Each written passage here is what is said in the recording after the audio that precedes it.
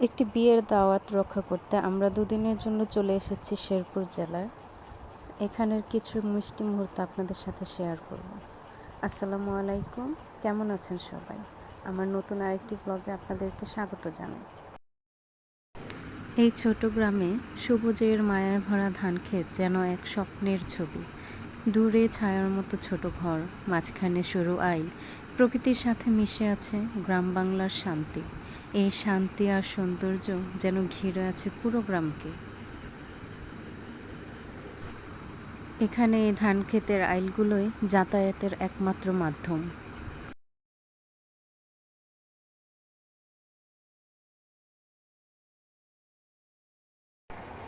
এই ভিডিওগুলো যখন আমি করি তখন আমি জানতাম না যে আমি ইউটিউবে কখনো আপলোড করব বা আসব।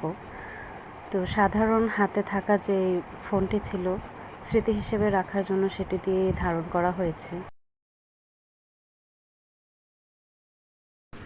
বিকেলের আলোয় বরপক্ষ থেকে সবাই হলুদে সেজে বেরিয়েছে।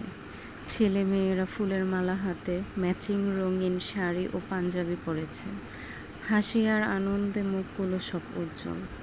এই পথে হাঁটা, এই রঙিন দৃশ্য গ্রাম বাংলার মাটির সঙ্গে মিশে এক উৎসবের ছোঁয়া। সন্ধে নামার আগে হলুদের অনুষ্ঠান শেষ করে সবাই বাড়ি চলে এসেছে।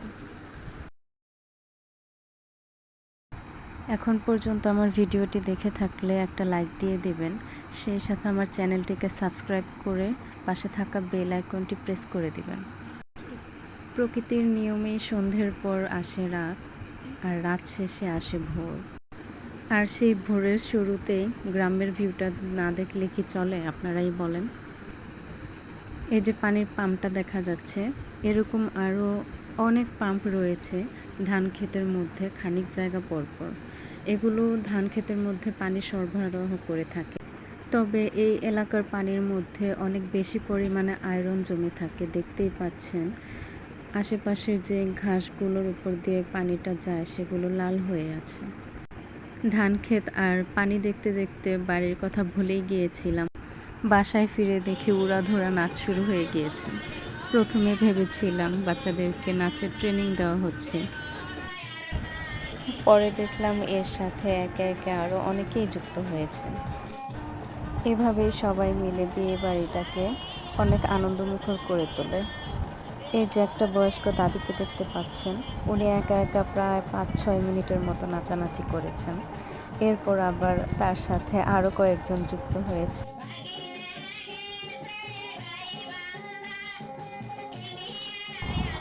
এভাবেই এই গ্রামের মানুষ বিভিন্ন উৎসবে নিজেদের আনন্দটা ভাগাভাগি করে নেয়। এই গ্রামের মানুষ আর তাদের অতিথি আপ্যায়ন, তাদের কালচার সব কিছুই যেমন কিছুটা অবাক করে, ঠিক তেমনই খুব আনন্দও দেয়।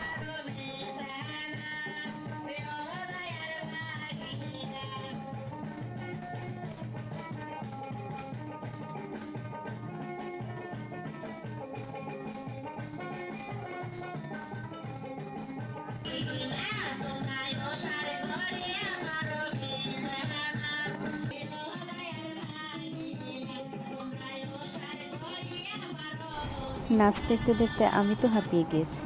আপনাদের কি অবস্থা? তবে জানেন কি, যারা নেচেছেন তারা কিন্তু একটুও ক্লান্ত হয়নি। আসেন আমরা কিছুটা নাস্তা করে নিই, কিছুটা এনার্জি প্রয়োজন, সামনে আরও নাচ বাকি।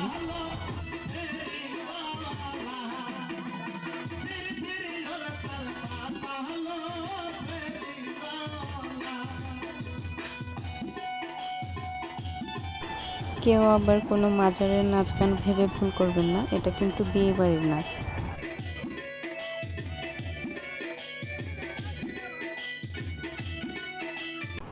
এদিকে বরের গায়ে হলুদের জন্য স্টেজ সাজানো হয়েছে। ওনাদের ঐতিহ্য ও চল অনুযায়ী বেলুন ও রঙিন কাপড় দিয়ে সুন্দর করে সাজানো হয়েছে।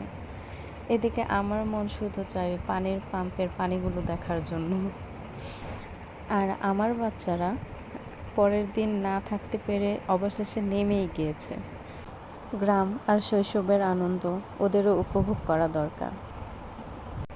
গোসল শেষে সবাই রেডি হয়ে চলে গিয়েছিলাম বরযাত্রীতে।